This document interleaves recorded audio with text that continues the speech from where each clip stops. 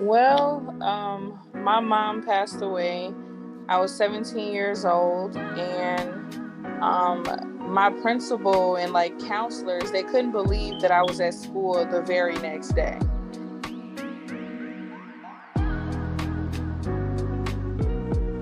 And like I got yelled at like by my principal. She's like, "What are you doing here? You just lost your mom." And I said, "Well, my mom, she would want me to keep pushing."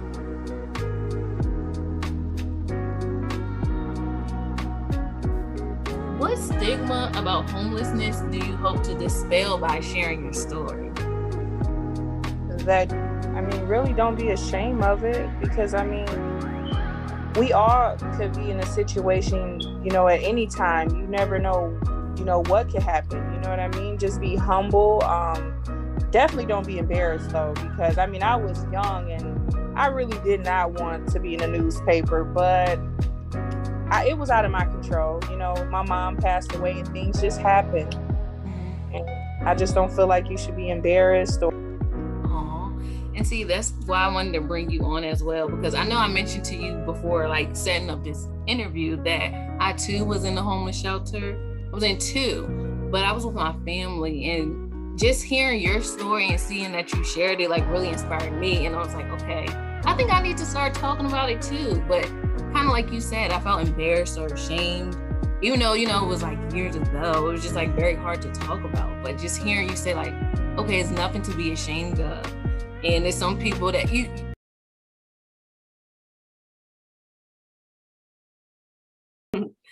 good morning, good evening, good afternoon, whatever time it is that you may be watching this. Thanks for tuning in to another episode of Sis It's Just Not God's Best for You, Self Actualize and Shine podcast show with your host, me, Cinquetta Wilkes. And today you guys are in for a treat. I get the pleasure of talking to Danielle Baker, and she has an amazing story that I know that you guys will benefit and definitely enjoy. So this episode of Sis It's Just Not God's Best for You is titled Why You Can Persevere in the Face of Life Adversities, with, again, my special guest, Danielle Baker. So a little bit about Danielle. I decided to bring her on to talk to us today because she has a story of overcoming and triumphing over life's adversities. After the sudden death of her mother, Danielle actually became homeless while she was still in high school. However, that did not stop her from achieving her dreams. She actually went on and became I'm gonna let her tell you what she went on and did with her life. But I really enjoyed hearing her story, reading about it, and you're going to hear more about it also. So Danielle's just going to share with us how, you're able to bounce back and overcome after what looks like a setback. So again, this is my guest, Danielle. Danielle, welcome. And thank you again for joining me on Sis It's Just Not God's Best for You show podcast. So we're just going to get in, start the questions. So I just wanted to say, like, just reading your story, I was just amazed at your strength and actually like how brave you are to share your story. So for the people that don't know, if you want to just give like a little brief summary of your story and how you got, that notoriety where people was writing about you, talking about you, just give a little bit background if you want. My mom passed away. I was 17 years old, and um, my principal and like counselors, they couldn't believe that I was at school the very next day. And like I got yelled at like by my principal. She's like, "What are you doing here? You just lost your mom." And I said, "Well, my mom, she would want me to keep pushing and keep going." I said, "By me missing school, I'm not going to graduate on time," and things like that. So that's what really made me, want to finish and continue with my life and not just dwell on, her passing. I knew my mom was sick for many, many years. And I don't know, it's kind of crazy. The night before she passed away, I was at the hospital with her in ICU, and I was just holding her hand and I was praying, but I just had a feeling that she was gonna pass. Wow, I think it's amazing, like your principals and your teachers and the people around you were saying how you were in school the very next day. How were you able to muster up that strength or that courage to go to school instead of, I'm pretty sure you did more and grieve, but how were you able to just like, okay, let me press forward? Like just how, and Well, especially being so young, like I'm just like amazed. well, because I'm the oldest, and I had to be strong for my brothers and sisters. Throughout the time that my mom was sick, I was, their caregiver, their guardian. I was helping my mom when my mom was sick, with my siblings. So I just felt like I had to be strong for them. They were all young. I was 17, my other sister was 15, and my little brother and sister were 10. They're twins. And yeah, so I just had to be strong. Is basically just what it was. And I grieve in my own different way. Um, it's kind of a not such a great way, but like I had a lot of built up anger due to, losing my mom. That was my best friend. That's all I knew. And just nobody would treat you like your mom would. It just would never be the same. Mm-hmm. Wow. And I love that. And I feel like I definitely can relate for the fact that you're the oldest and I'm the oldest. And, sometimes we don't realize how strong we are. Like, in a way, we're already put in that kind of mommy role because, we have to mature and grow up quick, and look out for our younger siblings. So I definitely feel you on that. And I'm just so proud. And I feel like maybe that's probably a part of where your strength came from too. Like, okay, I cannot be weak in this moment. I have to think about like, my younger siblings that are looking up to me. So that's still very big to like do at your age. So I just find that amazing. So with that, who do you hope to inspire with your story? Like your story of persevering and triumphing in the face of adversity.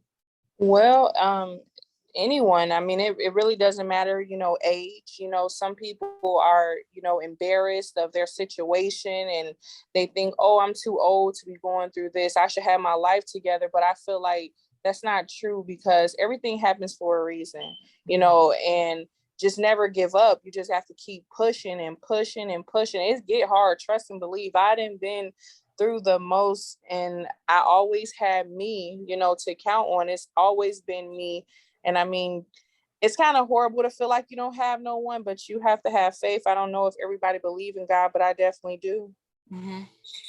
I believe in God, and I like to hear that that's a part of your story because it's it's almost like I feel like people in situations similar to yours, they could fit the statistic of being dropouts, you know what I mean, that don't finish school or whatever like that. And I just feel like it was God that, gave you that strength to not be a statistic, to like defeat the odds, like people probably was like, okay, she's going to go this way, but you went the complete opposite way and you just soared. And I know we'll get into talking more about like, what you did after high school, but it's just amazing. I believe it's like you said, believing in God that like gives you that strength.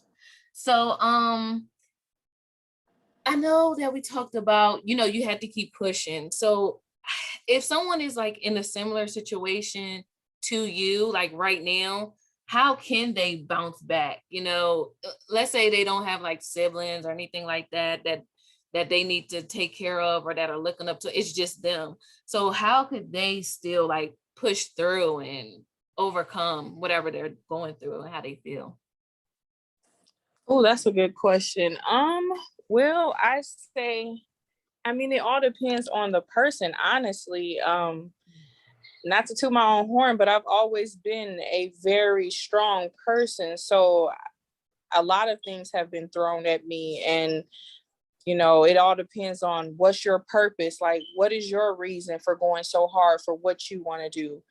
Mine was always just based off of everything my mom has taught me, throughout my years of being a teenager, a young girl. I just learned from her, just experiences. And she had talks with me. My mom lost her mother at a very young age. So I just learned a lot from her experiences and things she didn't told me about her life. And I just was like, I want to be like my mom in so many ways because she was very strong, had a very big heart, and always want to help others. And that's just me.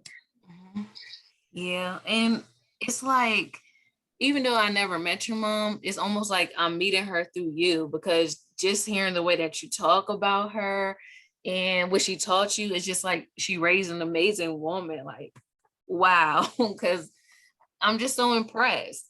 So I wanted to ask you, how has your experience being, what has your experience being homeless actually taught you about yourself? Like, I'm pretty sure there are some things about yourself you didn't maybe recognize until this maybe happened to you. So what are some of those things that you realize, like, oh, wow, I didn't know that was there? Well, that I'm stronger than I thought. I mean, honestly, when everything first hit the fan, I was like, what am I gonna do? I mean, I was like, kind of lost, a little stuck, but I advocated for myself. I spoke up all the time.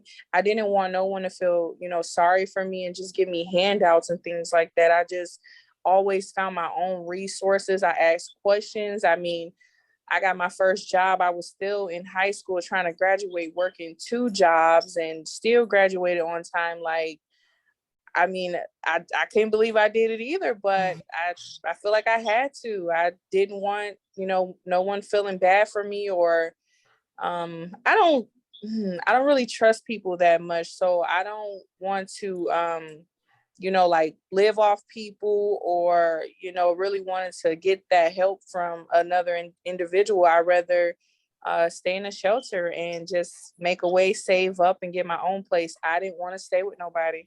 Mhm. I feel like that's amazing as well, because sometimes I feel like when you do accept handouts, people would like, I don't know. Well, she wouldn't have had that if it wasn't for me helping her out. So I'm Mhm. kind of with you on that. Like, I rather get it out the mud, as they say, by myself. You know what I mean? So that way no one can try to throw it in my face. Nobody can say they put me on. No, I put myself on. I sacrifice, put in the work to get where I am. Like you said, not to toot my own horn, but I also feel like it makes you that much more resilient. Like when other storms come your way, just like, okay, I can do this. I've been through worse. And I'm just so glad that you shared that. Um, let's see, what else do I have here? Um, I wanted to ask you this. And I kind of got this like question. Well, I decided to ask this question based off of everything that was happening with, the Olympic runner Sha'Carri Richardson. I don't know if you're familiar with that story. Um, No. she was supposed to go to the Olympics, but she said that she found out that her mom had died. So she, like, to cope, she decided to smoke weed. And you can't do that before you're about to go to the Olympics. So she got disqualified. So I just wanted to ask you, what were your ways of like coping, after the passing of your mom? Because as we can see, like some people can turn to like other things, but to me, it sounds like your way of coping was just like, I'm going to put my best self forward, my best foot forward, and this is how I'm going to cope by making a way for myself. But you can say however. Yeah, however. that's basically what it was. I mean, my goal was to do everything, that me and my mom had talked about, because I mean, in high school and stuff like that, due to my mom being sick and things like that, I used to miss a lot of school. I just always had in the back of my mind, like, what if one day I go to school and she passed or something, and like I'm just not there, things like that. So Mhm. I guess I always worried about that. Like I always want to be by her side, like in case anything happened. So I missed a lot of school. I was a troublemaker, a little bit, but as I got older and I actually had a little break in between, and I had to stay with my dad due to me being in trouble so much. I learned from that little break to appreciate my mom more, and just that she don't mean no harm about being so hard on me. But it was because I am the oldest and she saw a lot in me that I was going to use once I grew up, which that's basically what happened. Wow. I also like when you said you did what you and your mom talked about. So to me, that's important too. Like as parents, like talk to your children, give them goals and guidance. You know what I mean? Because they are listening and they remember that. So I think that's good. It's like your mom just laid a very good, strong foundation for you, and I'm sure your siblings as well. So I just think that's amazing. It's almost like, goal setting. You know how they always say, like, write down your goals, do a vision board, things like that. It's like, you did that with your mom already, and now it's coming to pass, So it's just like, wow. You said something else that I wanted to touch on that you made me think. Oh yeah, okay. I really like how you said you realized that your mom wasn't being hard on you. She just, basically seeing your potential. She just kind of, it sounded like she just wanted to pull it out of you. So that's just what, why it seemed like it was harsh. But, looking back on it, it also feels good to hear that, you're grateful for that. You're grateful that your mom did that to you. So any kids out there listening, like, your mom is not your mom, dad, whoever it may be, they're not trying to be hard on you. They just want you to do great things. So I just wanted to bring that out. So I know you talked about living with your dad just briefly, and then when I was reading your story, I noticed that you mentioned that you and your siblings actually got separated.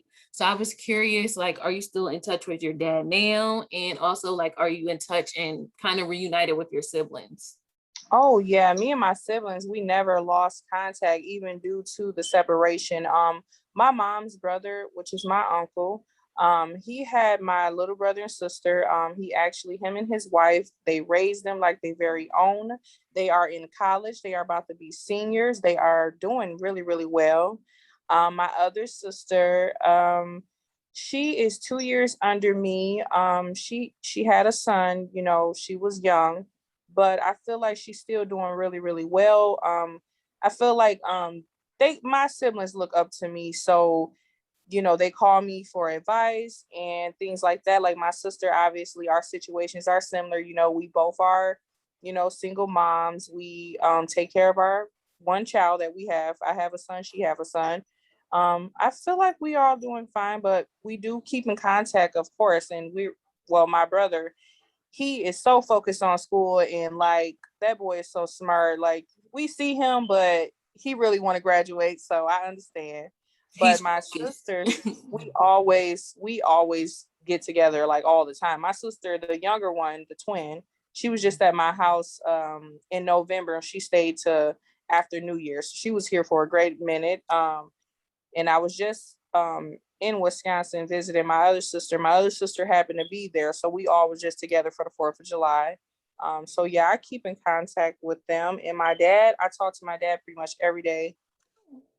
That is good. I'm just so glad to hear that all your family, you guys are all talking and reunited.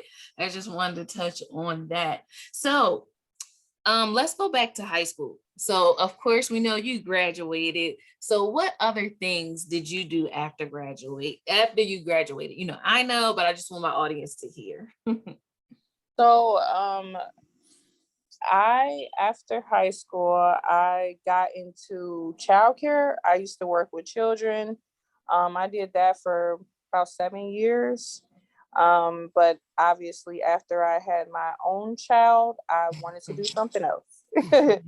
And so I started taking care of elderly, people with disabilities. So working as a nursing assistant, and also I was in school for different things. I wanted to do social work to inspire other people because I feel like my story, my experiences could really help somebody, but people have to want to help themselves because not everybody can take me because I'm very blunt and I'm just going to tell you like it is. I'm not trying to be harsh, but like I can't feel sorry for someone who don't really feel sorry for themselves or not really trying to help themselves. So I wanted to do social work.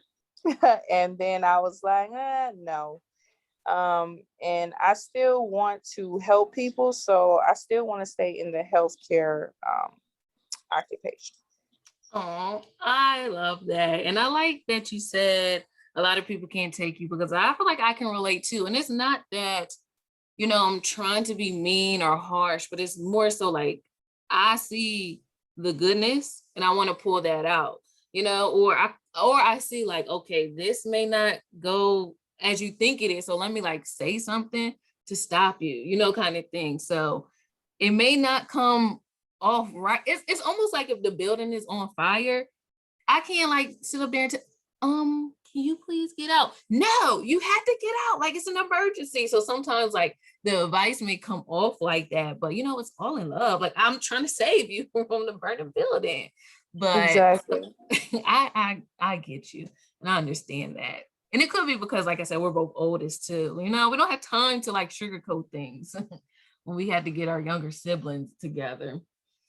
So, what stigma about homelessness do you hope to dispel by sharing your story? Well, that I mean, really don't be ashamed of it because I mean, we all could be in a situation, at any time. You never know, what could happen. You know what I mean? Just be humble. Definitely don't be embarrassed though, because I mean, I was young and I really did not want to be in a newspaper, but it was out of my control. My mom passed away and things just happened. Mhm. And I just don't feel like you should be embarrassed or, you know, don't want to ask for help. I know some of us are very, very strong and just really don't want to ask for help, but it's some good people out there. That's all I can say. It is some really good people out there. Aw. And see, that's why I wanted to bring you on as well, because I know I mentioned to you before, like setting up this interview, that I too was in the homeless shelter. I was in two, but I was with my family. And just hearing your story and seeing that you shared it, like really inspired me. And I was like, okay, I think I need to start talking about it too. But kind of like you said, I felt embarrassed or ashamed, even though, it was like years ago. It was just like very hard to talk about. But just hearing you say, like, okay, it's nothing to be ashamed of. And there's some people that you never know how life may go. You don't like you don't sign up for this. You know what I mean? But life happened. And in a way, it just, like I said, I feel like for me, it just made me more like, okay, what else? Like whatever challenge come my way, like I'm going to succeed. Cause something already like whoa already happened to me. So like, all right, what's next? Yeah. Coronavirus, whatever. Like whatever. I just already feel like I'm gonna win. Like I'm just gonna overtake it. And it's probably because of that experience. But yes. So I'm glad that you said that. Um, so how would you encourage? Well, we kind of went over this again, but I was just gonna say, like, what are some words of encouragement or some advice that you would actually like say or give to another 17-year-old that may be going through a similar situation that you were? Like if you were to talk to your younger self, if that like somehow you were able to do that, you were able to talk to the 17-year-old Danielle, what would you like tell her? Um, Always show up for yourself. Mm, okay. Like you just have to show up for yourself, like in any situation. But I mean, being 17, it's different, different strokes for different folks. But my situation is definitely different than a lot of others when it comes to being so young and losing your mom. But you definitely have to show up for yourself. And I just really had that in the back of my head. Like I have to show up for me at the end of the day and just keep pushing. I Mhm, mean, I didn't want nobody to feel sorry for me. So I just kept going. mhm. And I can tell that your mom just taught you, like we already talked about, how to be strong, because I do feel like you had two choices. You could have just felt like, oh, like woe is me, or you could have, like you said, showed up for yourself. And that's what you did when you went to school that very next day. Like, you know what I mean?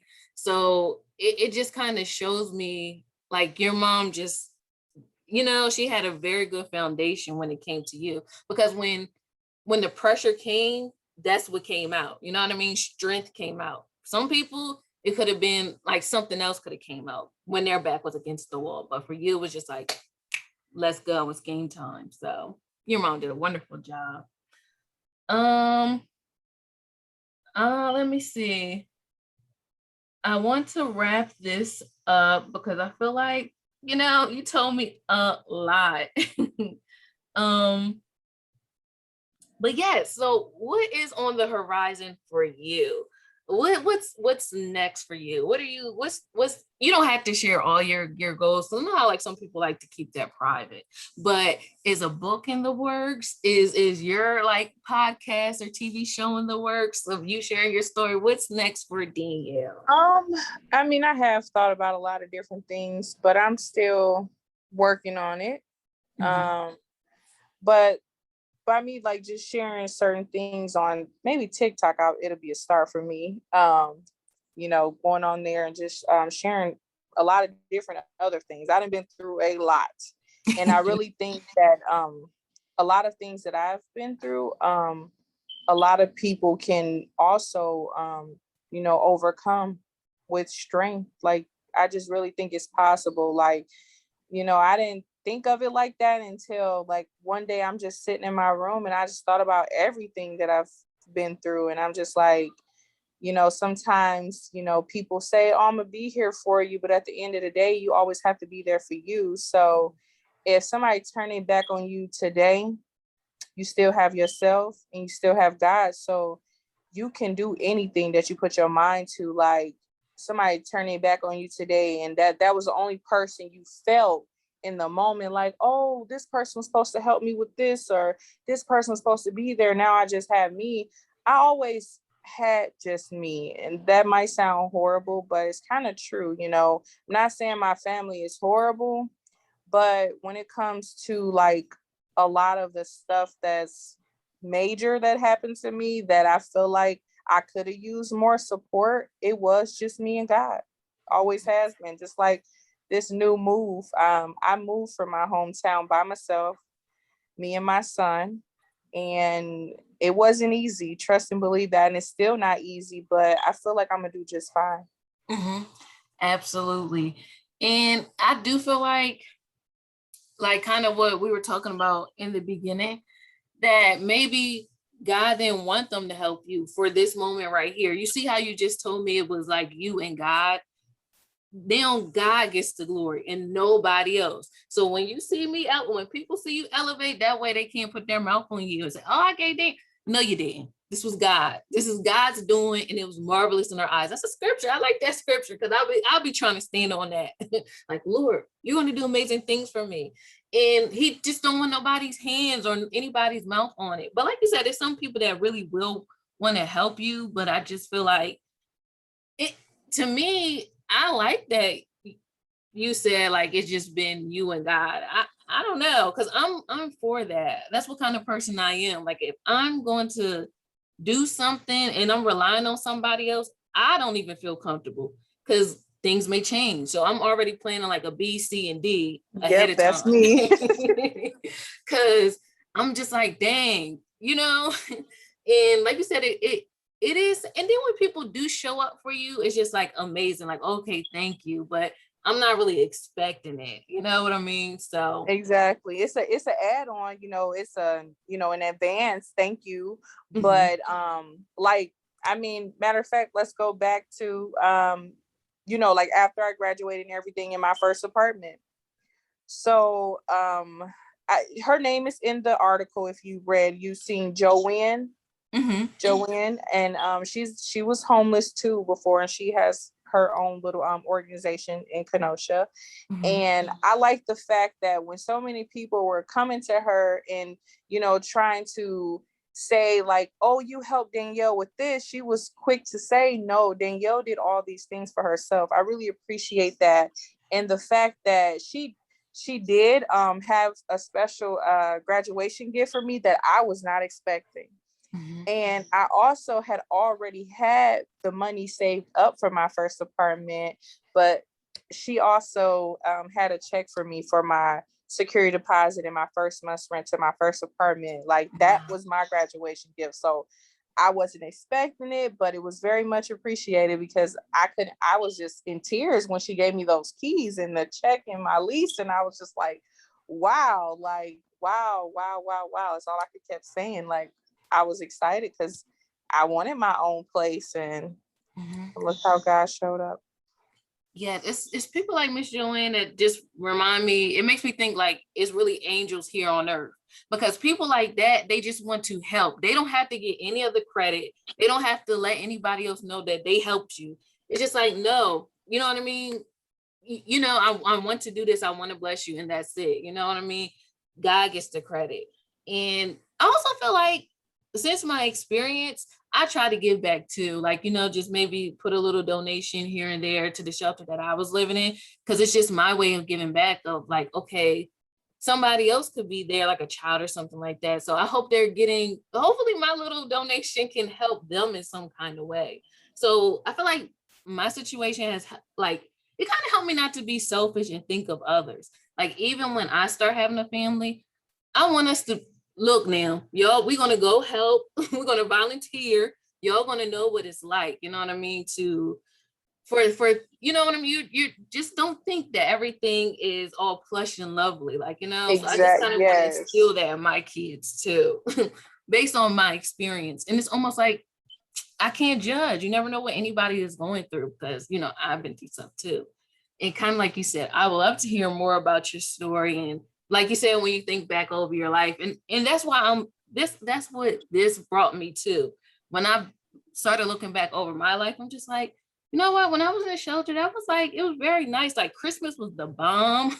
Cause like I said, we were in the shelter when I was like younger. So like I was still a kid. So like we spent Christmas there and it was like awesome. And I was just like, wow, I had a place to stay. Like, you know, it could have been way worse, you know? Yeah. But like you said, at the time, like I was just embarrassed. Like even nobody knows this about me, like not even my close friends. So this won't be the first time like I'm actually talking about it. Or if they watch this, they'll see it and know it now. But I'm just like, you know what? I have to like own my story. So you talking about yours inspired me. You probably didn't even know that. Well, you probably didn't realize it at the time, but you know, you're really helping people out just by sharing your story. So I'm grateful to hear it. Thank you. You are welcome. So Danielle, is there any other latest? Oh, tell us about your TikTok. Like, give us your TikTok handle and wherever else we can find you and connect with you. If someone wanted to like, you know, reach out to you, let us know your social media and all that good jazz. Well,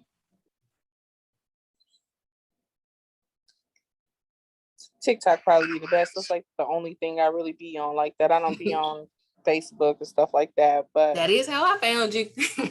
yes, my TikTok is at Danielle Baker 77. And I'll put it like, you know, in this video too. But yes, thank you so much, Danielle, for like sharing your wonderful story. I feel like we are gonna have to do this again whenever you want to talk, because you know my platform is also about like girl talk, girl, I've been there too. Like, girl, don't let him play you. Girl, you could do. So it's like that kind of thing. Like we're just encouraging each other to do better and live better. And a part of my platform is this stuff, like right here, owning your story. So you are always welcome to come back on my platform whenever you want to talk. Okay. Yes, self-love. That would be another really good topic. I feel like a lot of young ladies don't really, and it's not like a bad thing because I definitely been there before. But self-love is so important. Like you have to love yourself first before you can try to love someone else or expect them to treat you a certain way. You like have to treat yourself like that first. Like put yourself first and all of that. Like you kind of got to be selfish. You kind of got to be like, not like standoffish in a mean way, but you got to be like straight. Like you can't, these men is something else. Yes, it's like it's about knowing your value. And I really feel like sometimes we don't know it until somebody tells us it, but sometimes they're just telling you it for, you know, their own like game. So you have to kind of know it for yourself. Like, yeah, I got it going on. That's it. And when you know that about yourself, like you said, you treat yourself that way. And I realized, like, I don't know, just us talking, that perseverance is a form of self-love. You know what I mean? When you could have easily threw in the towel. So if I go this hard for me, I expect the person that I'm dating or I'm in a relationship with to go that just much harder for me too. because it's just like, I've been through too much already as it is. Like, so Mm-hmm. look now, you gotta come with me. Come with me with strength, not trying to drain me of minds, you know? Exactly. That'd be my thing too. So I actually definitely agree with you in self-love. Well, while I got you here real quick, what are some ways, because I love this topic too. What are some ways that women can start practicing self-love, or what can they do to start loving themselves more? Well, put yourself first, date yourself. Some people cannot like do things without having another person. Like, I kid you not, I can go get my nails done by myself. I can go to the mall by myself. I can go out to eat by myself, go have a drink at the bar and sit at a table by myself, enjoy myself. Like, I've literally done that and people looking at me like I'm crazy, but I had the nicest waiters and things like that. They like just surprised that I, do that stuff by myself. But it's because I love me. I literally can just chill and relax and spend time with myself. Mm-hmm. And that lets me know too, like, you're at peace with yourself. Because I think some people can't be alone by themselves because they got so much other stuff going on that they just need something else or someone else to distract you. But I'm the same way. I feel like I'm my own best friend. I wish it was two of me, like, because I would hang out with her, like, and we would just be doing it Okay. up together. Like, I feel the same way. I've done everything but the bar part. I have been out to eat by myself. I was like in this women's group, and it was like going out with you and the Lord, like a daddy daughter date. So I did something like that, but I haven't been to the bar. Oh, but then yeah, because I'm trying to work up to this. Have you been on a vacation or trip by yourself? Because one of my other one of my IG friends, Kanisha, she was just telling me how she went to Jamaica by herself. I'm like, I love you. Because sometimes when you go on trips with people, they mess it up. They're tired. They don't want to do stuff you want to do, and it's annoying. So, have you been out by yourself, like on a trip or away vacation by yourself yet?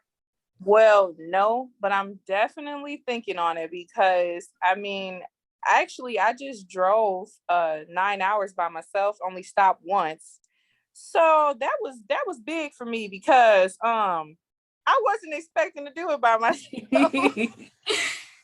That is big. The farthest I drove by myself is 2 hours, and that's like pretty standard. That's a movie. One, if you put on a movie and sit through it, that's it.